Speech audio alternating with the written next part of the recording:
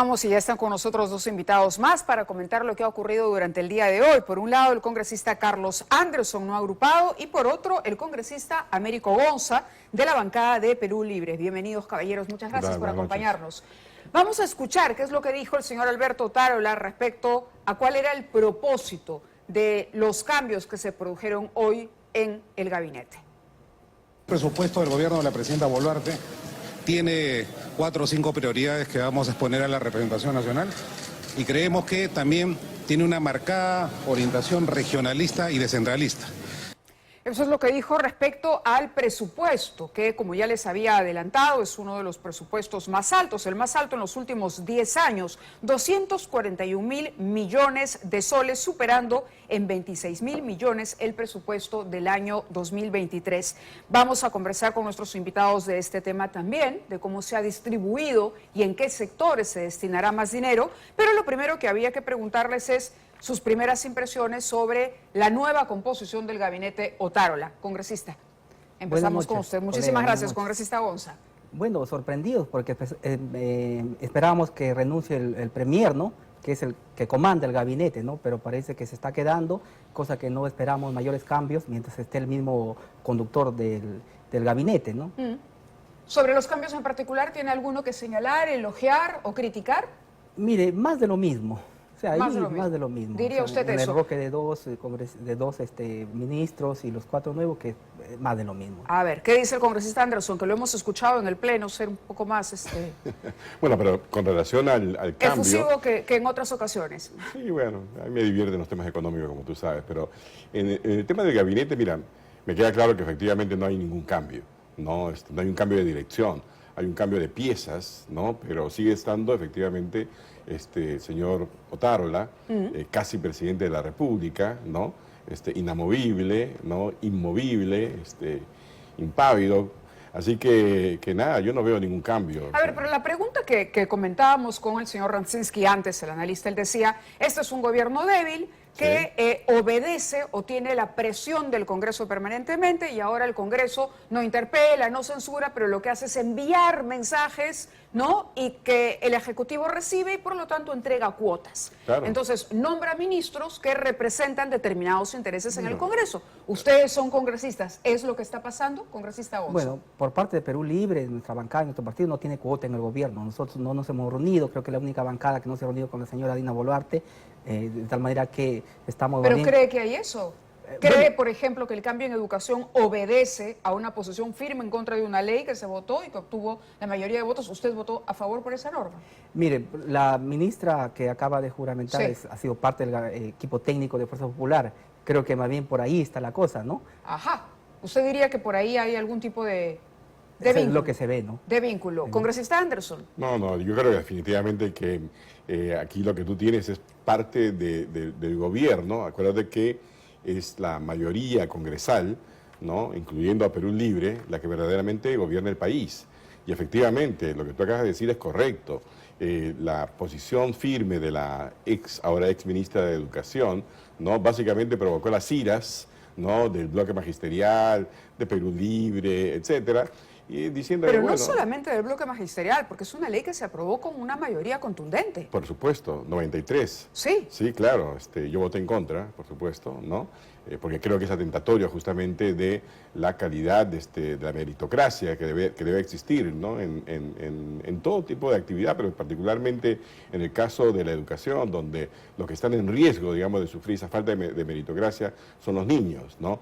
Y yo creo que sí, esto es parte justamente de los acuerdos, de los arreglos que existen. Ahora, ¿no? Un ministro de Justicia que mostrábamos algunos antecedentes que él seguramente saldrá a explicar en su momento, es una denuncia presentada por su esposa en el año 2011 que habla de maltratos y de amenazas en contra de su vida incluso. ¿Por qué el gobierno se empeñaría en ganarse problemas de esa naturaleza y recolocar al señor Maurate en el Ministerio de Trabajo, por ejemplo?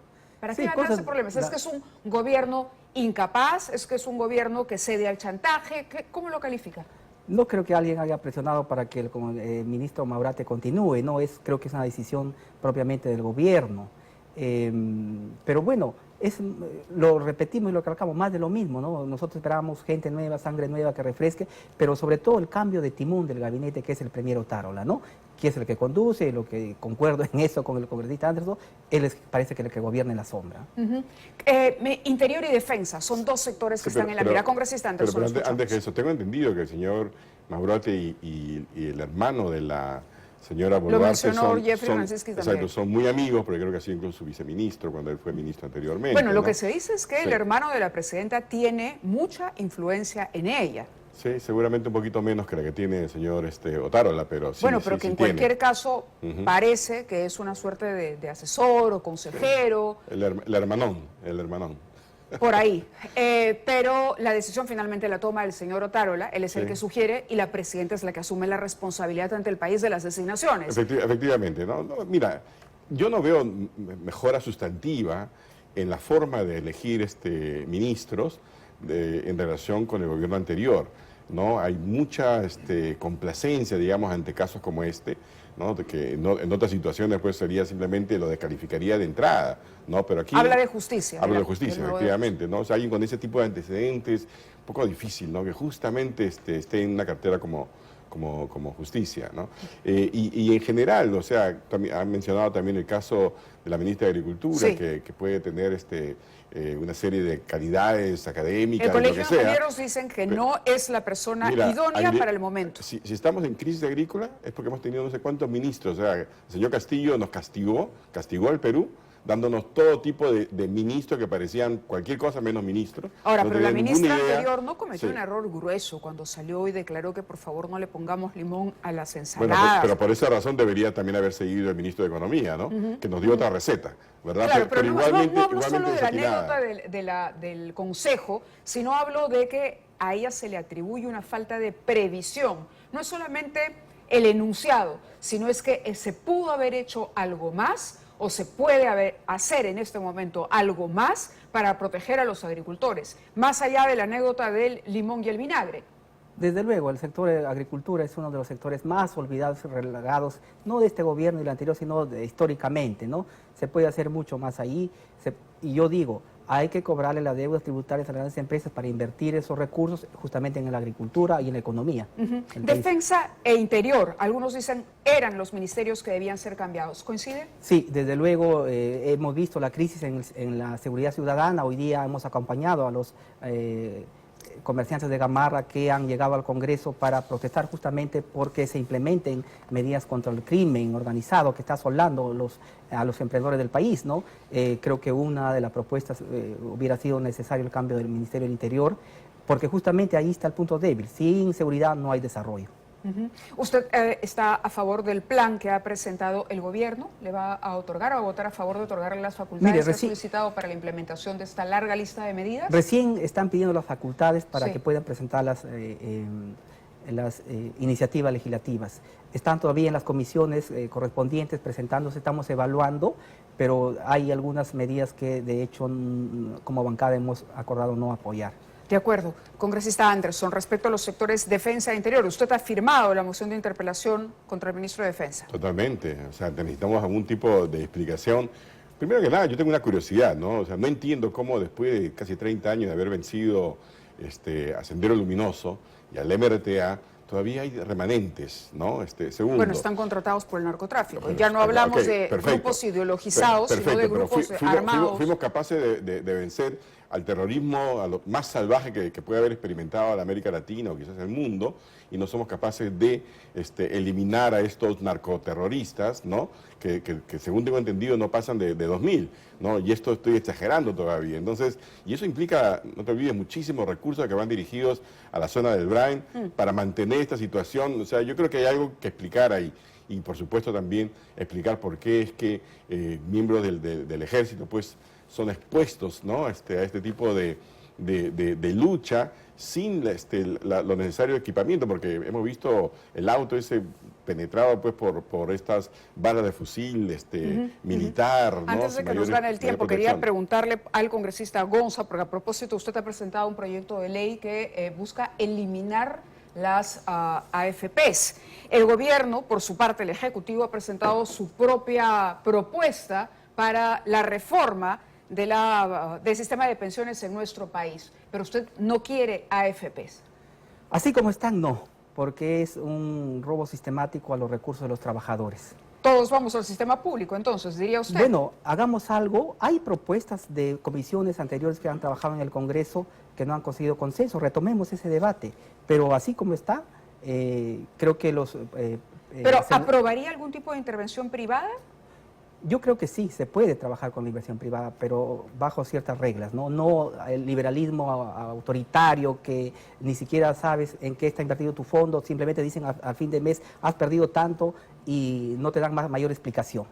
Bueno, peor es en la ONP, ¿no? Ahí sí, ni siquiera te dan esa explicación. A ver, mira, evidentemente nos movemos de dos extremos. El extremo del señor Gonza, que quiere destruir un sistema que ha funcionado relativamente mal, porque fue mal diseñado, ¿no? Y la versión del Ejecutivo, que básicamente parecía que hubiera sido escrito por la Asociación de AFPs, ¿no? En el Congreso, efectivamente, hemos buscado algunas posiciones medias, ¿no? Yo he hecho críticas clarísimas, por ejemplo, al hecho de que, por ejemplo, si tú tienes 45 años y tienes 100.000 soles allí, tienes que esperar de 20 años para que eventualmente te den una pensión de 100 soles. De 100 soles, más o menos, ¿no? Eso no tiene ningún sentido. Y en segundo lugar, bueno, yo tengo una visión más principista, ¿no? Yo sí creo que en general la decisión, digamos, de tener ahorro previsional debe estar, primero que nada, desvinculado del empleo formal. ¿Pero cuál es la salida? Le pregunto. No, hay un proyecto presentado por Rosángela Barbarán, hay otro que lideró Sigrid Bazán, y está este del Ejecutivo que habla, por ejemplo, de universalizar la afiliación desde los 18 años automáticamente integrando el sistema público de pensiones. Sí, pero sigue siendo, digamos, obligatorio, cuando lo que tendrías que hacer es tener un sistema que sea voluntario con incentivos positivos, ¿no? Pero si es voluntario, nadie va a pagar, ¿eh? No, pero si yo te digo a ti, por ejemplo, tú por cada sol que tú aportas, el Estado te aporta 50 centavos, ¿sí? Eso es un incentivo positivo, eso existe en otras partes del mundo, ¿ok? Si yo te digo a ti, tienes ahora identidad tributaria universal, todos tenemos RUC, ¿no? Y por lo tanto vas a tener también todo el beneficio que tienen hoy en día las empresas que tienen RUC, es decir, vas a tener una especie de escudo fiscal y por cada sol que tú gastas en algún producto, algún servicio, ¿no? Vas a poder captar algo de ese IGB que tú pagas y lo vas a dedicar directamente a tu ahorro previsional. Eso es un incentivo que alinea además también los intereses del Estado de recaudar más con los ciudadanos para poder tener ahorro previsional. Es decir, existen un montón de posibilidades que yo se las vengo diciendo a la gente de las AFP hace años, ¿no? Lo que pasa es que solo ahora que ven que hay un riesgo real de desaparecer, es que empiezan a escuchar algunas cosas. Y bueno, qué tarde. Bueno, vamos a darle el uso de la palabra a quien promueve precisamente esa desaparición. Últimas reflexiones, congresista Gonza. Mire, está bien justamente que se establezcan otras opciones y justamente eso va a traer competitividad.